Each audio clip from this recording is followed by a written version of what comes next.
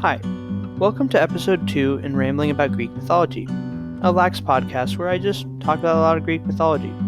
So, today what we will be talking about specifically is the older gods preceding Zeus's rise to supremacy. But specifically, because there's a lot of content we need to cover, I'll be breaking this up into multiple parts, so we'll consider this part 1. So let's just kind of dive right into things, and let's talk about these two gods we're going to focus on today. The first one is Chaos. Chaos is thought to be of infinite space, is the concept. Apparently a he. I thought Chaos was a she. Apparently not. I really can't follow how Chaos, like sua sponte, produced two children. Either way, that's just a thing. So, Chaos produces Nux, or Nyx, and Erebus. So, Nux/Nyx is night, so it is like what time I'm recording this at. It's like 10:57 p.m. That is what night is. Erebus is darkness. This is a little more nuanced. So Erebus is not necessarily the darkness that you see outside at night. It is more so the darkness within Tartarus, who will be the other god we're covering today. So darkness is more of like, I guess, just that like lack of light and empty void that is makes up Tartarus, although it is like a bit weirder and harder to explain. I'll talk about it more when we get to Tartarus. Maybe it'll help there. But yeah, that's just a thing to keep in mind. So Nyx/Nux on her own produces a ton of children. Like way too many children. And I don't find it useful to just list every single one. That's just like a time waster. So what I'm going to do is I'm going to set up a Google Doc, and it will have this like extra information if you want to see the entire list of kids. But we're going to talk about a special few that I think are really important, and then we're just going to move on as if nothing happened. But again, I'll set up a Google Doc and I'll type all the stuff out from the books. So on her own, she produces Eris. Eris is considered the goddess of strife.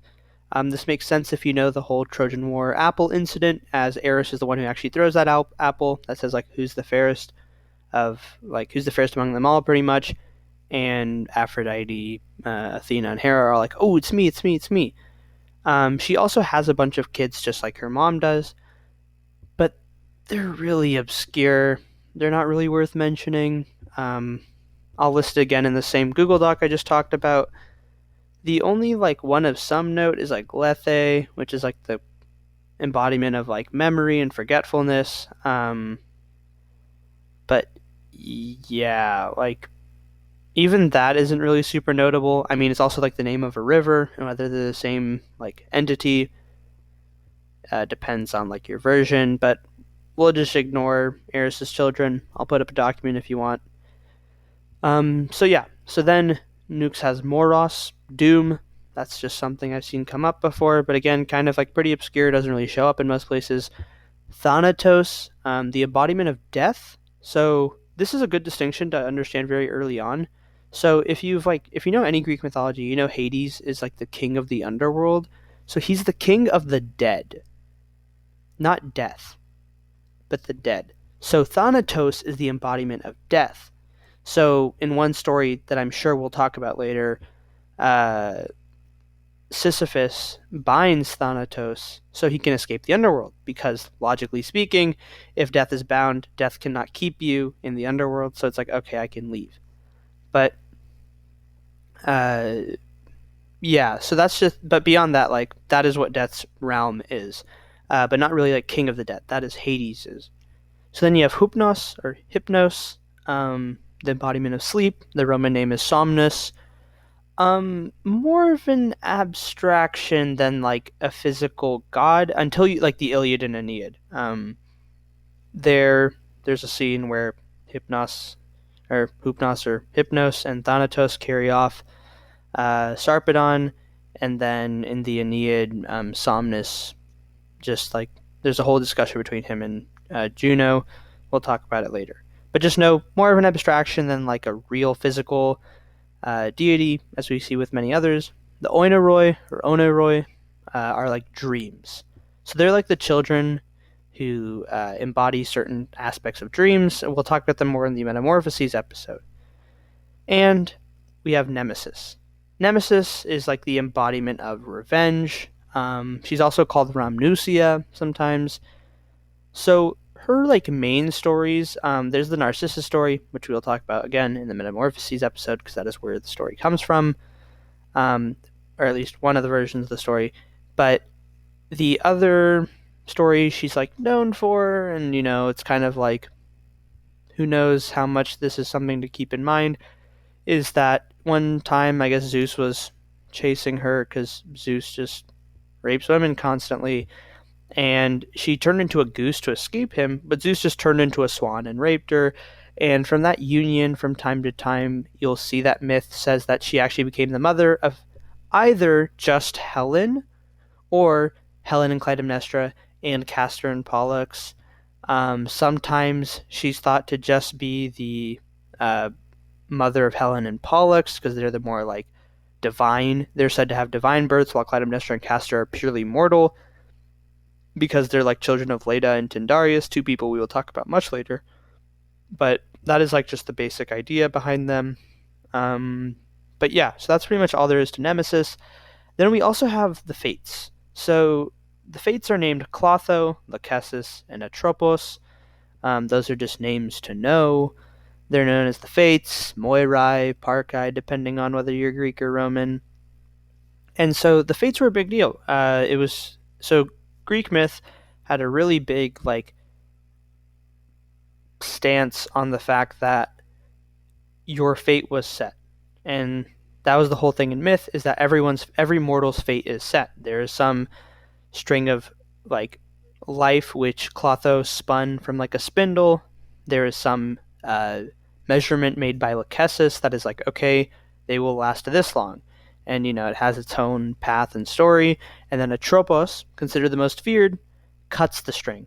So Atropos like makes the final cut and is like, this is the fate. And a big thing in myth is like, even knowing your fate isn't enough, you will always end up in it. You always end up like following that path, and you will not be able to avoid it. So that's kind of like a very like natural thing to have occurred early on, if you think about it. But also, it's just a very scary thing, and is like shows like also how ancient they are, because these are produced like before any of the gods are. So yeah, then we have Nyx and Erebus. So incest will be a very common theme, because when you think about it, when you're first starting off a world, there are not exactly many people to choose from. So production, I guess, unless you do like sua sponte, but even then, only women can do that. You will not exactly produce many people. So you have Nyx and Erebus, and it's weird because they produce two kids named Aether, or like Aether, which is like light, which is odd because Nyx or Nukes and like Erebus being darkness, Nukes being night. And they also produce another daughter named Hemera, which is day. Again, a weird contrast with night. And then Charon. So the ferryman of the underworld. He's supposed to be super ugly, apparently. I know Virgil, book 6, has this like super nasty description of him. Just very ugly. I don't know why that mattered so much, but he's very ugly. And he demanded like a silver obol, which is why there's like a practice that you put a coin in like the dead's mouth when you bury them, because they need to be able to pay the like, I don't know, I guess fee to go across the river Styx or Acheron. It really just depends on your version. But yeah, so Charon has been there early on because it used to be just Tartarus. It used to be just straight to Tartarus. You would go, and he would ferry you there. So then a little thing to side note is Nyx and Hemera would actually rotate from Tartarus, as night and day do for us. So like, as Hemera comes to Tartarus, Nyx goes out to like the mortal realm, and vice versa. But yeah, that's pretty much everything on that family. Then you have Tartarus. So Tartarus is a bit complicated to think about, especially if you have some preconceived notions of how Greek myth work, and if you have a certain layout in mind. So Tartarus is the entire lower realm. Like the entire, like what we now think of as like the underworld versus Tartarus, and like that entire space is Tartarus. Tartarus eventually, like the name, gets uh like assigned to specifically the like what we would make equivalent to hell, like that torture and like just terrible, heinous place. But that's not really what Tartarus is at the beginning. And again, they are two different things. So Tartarus is thought to be like your permanent abode of souls, is the way one of the books put it. It is just like that is where all the souls went.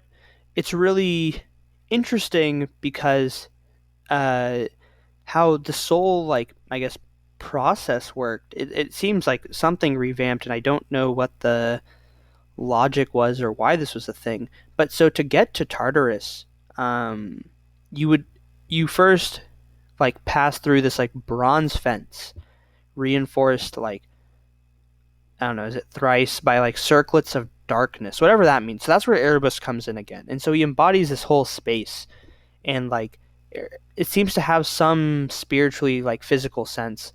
You would just get like beaten up by darkness for a year. So for like a year after passing the gates, you would just get beat before reaching like the floor of Tartarus. It's really weird. I don't know what the idea was, because when you like think about it, it's just like where is the like did all souls just like it was dying like a wrong thing, like that seems rather odd. But I could not find any explanation for that, so take it as you will. There's also this whole fun little just fun fact is that like so I guess currently in what we're talking about, Olympus does not exist, but this concept holds, and I probably won't talk about it again, is if you had like an anvil falling from Olympus, it takes 9 days to get to Earth, and then another 9 days from Earth to Tartarus, to give you an idea of just how deep and like far it is.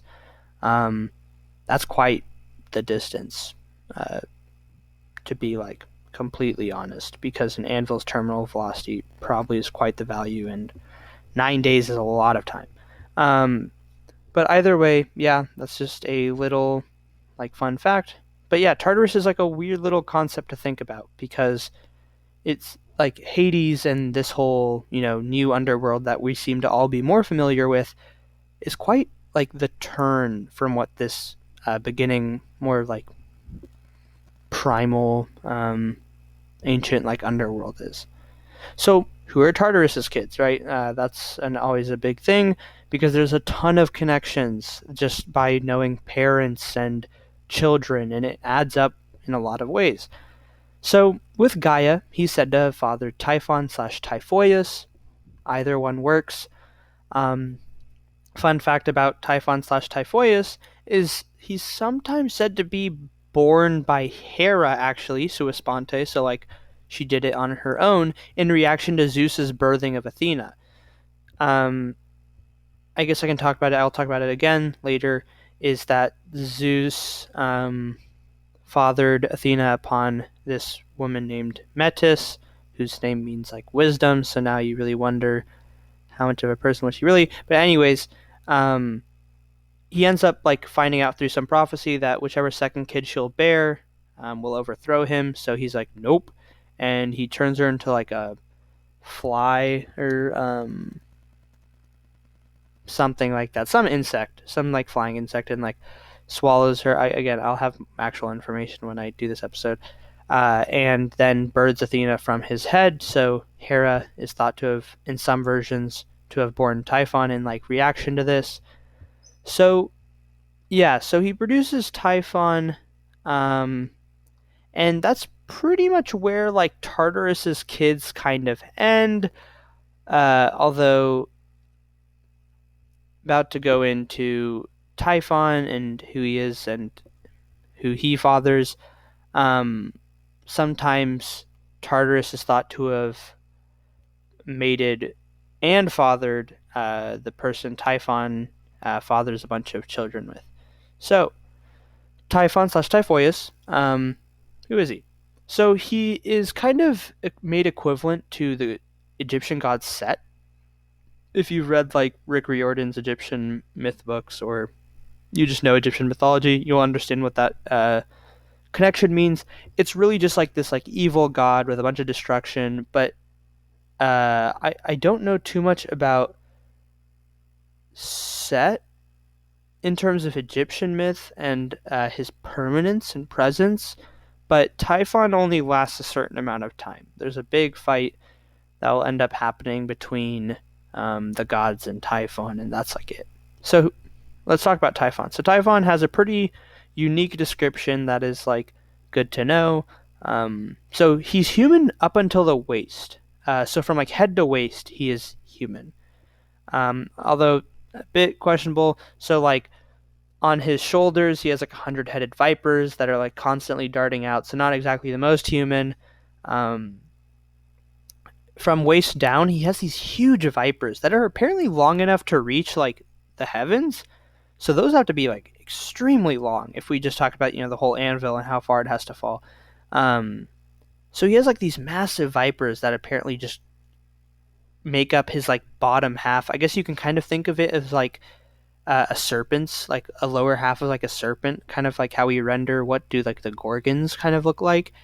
And yeah, so he's super powerful though is like the big thing to take away from this. Like it took all the gods to beat him. So his treading, like just him walking would topple mountains and crush them. His head just apparently he's just constantly shaking his head in anger. I don't know if he's just fed up with like the government or like what, but he's just constantly just shaking his head apparently, and it would brush clouds and stars away. So a big thing in like myth that you'll see every now and then is like stars are not like they don't have the same concept that we do of what like stars are. I mean, I guess that's should be kind of obvious because how would they conceive such a thing with like so little tech? But so they like their stars were thought to be like something you could like like that were pretty tangible in terms of like being interacted with, and they were like on Earth and they would rotate through the sky and go into the water and stuff. So that's why that makes sense to them. And his eyes and mouth would breathe out fire, like his eyes. That's just weird. Although I guess I have a friend who can like breathe air through his like eye, so I don't really know how that works. Um, but yeah, the big thing is that his fire said it can melt even like the stone of like Mount Asa. That's just a like mountain. It has relevance in other stories, but I think the big point I think the person writing it was trying to get is it can melt like pretty much anything. So Typhon with Echidna, she's the daughter of Chrysaor, son of Medusa, and Caloroi, a daughter of Oceanus and Tethys, so an Oceanid. Um, or in other versions, Echidna is also said to be the daughter of Styx and Peras, just like a person, or Tartarus and Gaia. Um, so yeah, so Echidna can pretty much be a lot of people's children. Could also just be Typhon's sister, depending on your version. But so they father a bunch of monsters, and they're all pretty critical, really well known. So like this is something to keep in mind. So he fathers Kerberos, so the three-headed guard dog. Mostly thought to be in front of the gates to Tartarus more so than anything else. So this isn't some dog that like Hades brought in. This was a dog that was there, like from the get-go. The Chimera, we'll talk about the Chimera more in the Bellerophon story. But the basic idea is the Chimera is like this fire-breathing monster that is made of three different animals. The front part is a lion, the middle is like a goat, and the back end's like a dragon. So yeah, pretty interesting. Then we have the Lernaean Hydra, Heracles' second labor, so we'll just talk about it there. The Nemean lion, the super invulnerable lion, that was Heracles' first labor. We have Orthrus, this two-headed herding dog for Geryon, who is this cattle herder for Apollo that we'll also talk about in Heracles' adventures, and he's also a son of Chrysaor, actually. The Sphinx, so like that Theban Sphinx that has the super famous riddle that Oedipus ends up solving, and the Eagle of Prometheus. So this story, I don't know when I will address it, probably post Tanemaki. It is just like this eagle that tears at Prometheus's liver. I don't know if it's every day and regenerates at night or every night and regenerates during the day. But the whole thing is it's like an eternal tormentor of Prometheus. But that list alone should give you a really good idea of like how involved all these children of Typhon and Echidna are, and also just like how like these are the big monsters that get produced, and this is like their stories, or this is like their parentage, and so it gives you an idea of how ancient they are too. So finally, with Gaia, he fathered the dragon at Colchis. We'll talk about it in Jason's uh, quite extensive mini series, because Jason will be one of the heroes we focus on, and because he's so deeply involved in the Argonaut story as the captain of the Argonauts, there will be a lot of episodes. But we will eventually talk about this dragon. But you can see he's like this producer of monsters, just as he is thought to be like the ultimate monster that the gods faced at any point in time. So yeah, that is pretty much everything that I have for this episode. I didn't want them to be too long, so I tried to like do only part of the primeval deities and primordial deities that we need to talk about. So yeah, so the basic takeaway that you should get from today's episode, besides like, maybe you need to pause, and if you're taking notes, like writing down everything and like, okay, this is this, you should also be noting like, okay, you have the more conceptual beings are what we are having get produced by all these ancient deities. There's not really a bunch of concrete figures until you have like Typhon and Echidna, and who do they produce? In Typhon and Gaia. But you should see that like, okay, most of these are just like concepts, and then eventually we get a bunch of the big monsters. And yeah, and just knowing these connections, like these descriptions that I'm providing, are just to kind of give you a better idea of who they are, or what they are maybe, and just like little tidbits that you would encounter if you were to read all the original sources. But at least if you're like, doing competition and stuff, then you more so want to read along the like, okay, I'm hearing names, make connections, because you want to connect like who is the child of whom, and so forth, because those should give you a better idea of when you encounter certain stories, as we'll see later on. You're like, oh, okay, like, Perseus is the one who kills Medusa, and Chrysaor springs from her blood, and so now you have all these like really ancient characters get produced in some regards. So now you're wondering like, how does this timeline fit, right? And that will be kind of a mess to think about, because timelines in mythology are really just not a nice thing to try organizing, at least to like extreme detail. But just getting names and putting people together already makes things like way clearer, I think, and should make it a bit more fun of like a puzzle of putting together, and maybe realizing why is someone in X location, or why is there some motivation here. So yeah, that's pretty much everything. You can just listen to this again, obviously, if you need to catch names and stuff. I guess you can leave comments as well, or like shoot me an email. I think if my email is being displayed of like, please do this, or please don't do this, or maybe y'all want like the little outlines I've written for all this stuff, and I can just put it up and you can just read it and be like, okay, like this is what he had written out. So yeah, I hope to see you next time for episode 3. In there, I will be talking about Gaia and all her children, which will be such a long episode. I really apologize in advance. Gaia is very influenced, as Gaia is our Mother Earth, so there is so much that we will have to talk about there. And then also, we'll talk about Eros for a bit and discuss why Eros is such a primeval and primordial deity. So thanks a lot, and I hope you enjoyed the episode. Take care.